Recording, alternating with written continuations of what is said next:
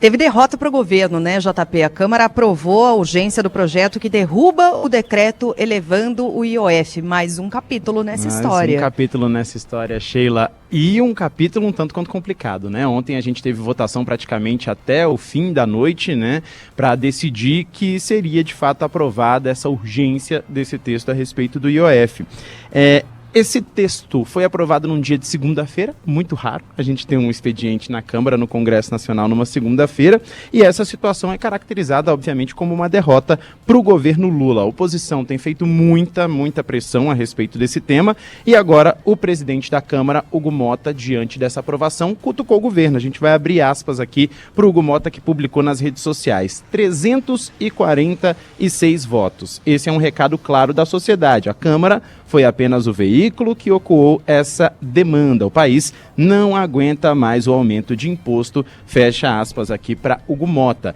E aí, ele já foi avisado pelo Palácio do Planalto, pelo próprio presidente Lula, em uma reunião que teve no fim de semana, de que, se a situação seguir em frente, provavelmente as emendas parlamentares vão ficar condenadas, né? Não vão conseguir ser pagas ao longo desse próximo ano. O Executivo tem investido também tempo e dinheiro na medida provisória, que tem a promessa de liberar pelo menos 500 milhões de reais em emendas nos próximos 15 dias, e esse texto acaba com o incentivo do governo para investimentos de renda fixas, como DDBs e também o Tesouro Direto, e uma alíquota padrão de 17,5% do imposto de renda. Também passa a ser cobrado aquele 5% das letras de crédito imobiliário, letras de crédito do agronegócio, e aumenta para 18% a taxação sobre o lucro das bets. Qual que é o discurso do governo agora? Usar as próximas semanas para evitar que o teor dos textos sejam modificados ou não sejam modificados, e o governo está contando com a interlocução das lideranças e a proximidade também com o recesso parlamentar, que a gente já falou aqui, para tentar evitar que essas medidas sejam de fato derrubadas. O João Pedro, explicando aqui para o nosso ouvinte, o governo vai ficando sem alternativas, né? Não tem o que fazer. E algumas propostas estão travadas no Congresso. Por exemplo, aquela que mexe nas pensões de militares, de familiares de militares. Isso não está andando, isso está paralisado, engavetado em algum lugar. Né? Também não dá para mexer nos supersalários. Mexer nas emendas está fora de cogitação. Quer dizer, restam poucas alternativas, né? Aumento de impostos, ninguém topa. Ok. O que sobra? O Congresso está empurrando o governo para fazer os cortes na lomba da classe média e do mais pobre? Estou falando aqui de aposentadorias, estou falando de congelamento do salário mínimo. O que resta de alternativa ao governo? Olha, eu diria que olhando o cenário amplamente, não resta quase nada de alternativa. O Congresso praticamente colocou a faca no pescoço do governo. É uma casa de lobby de gente poderosa. Para resolver os caras que eles querem resolver, né? Os assuntos deles, essa é a grande verdade. É para isso que a gente está caminhando, então. Exatamente, a gente está caminhando para isso. A gente tem, por exemplo, ontem falamos disso aqui, que a gente tem o Hugo Motta dizendo que o governo tem que cortar impostos, ao mesmo tempo que quer a aprovação de uma proposta para aumentar o número de deputados, sair de 513 para 531. A gente já falou do impacto todo que isso gera, porque não é só dois deputados, não, tem todos os assessores em volta, tem o custo gasto disso com é alto. Um monte de coisa, passagem, verba indenizatória, ou seja, um gasto, assim, estimando baixo, mais ou menos 50 milhões de reais, tá? Esse é o gasto que a gente vai ter nesse ponto. E aí a gente tem um governo que está precisando cortar, está tentando aumentar imposto como uma alternativa, o Congresso não quer liberar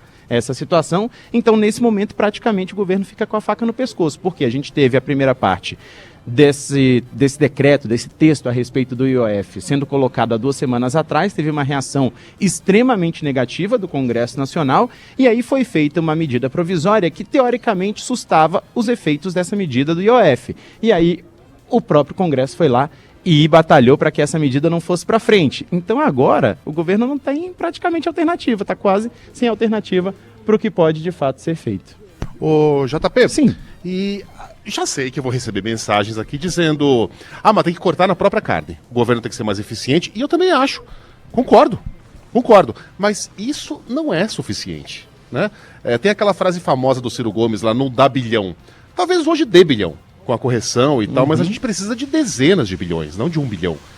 O governo cortar na própria carne, o governo ser mais eficiente, o Estado ser mais enxuto, tudo isso é desejável, mas, primeiro, não é da noite para o dia, e segundo, isso não vai gerar o dinheiro que o Brasil precisa hoje. Sim. Pode ser um bom recado, um bom começo, mas não é esse o problema do Brasil hoje.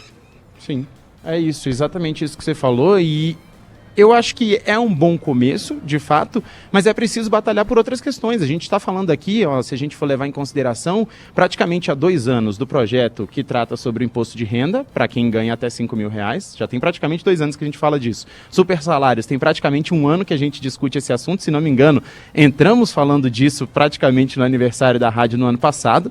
Então, assim, são temas um tanto quanto delicados e que não estão andando no Congresso Nacional, precisam ter um andamento o mais rápido possível para, de fato, a gente começar, lembro até da frase que o Megali usou ontem, da gente começar a cortar praticamente uma unhazinha que seja para começar a resolver o problema. Já é alguma coisa, né?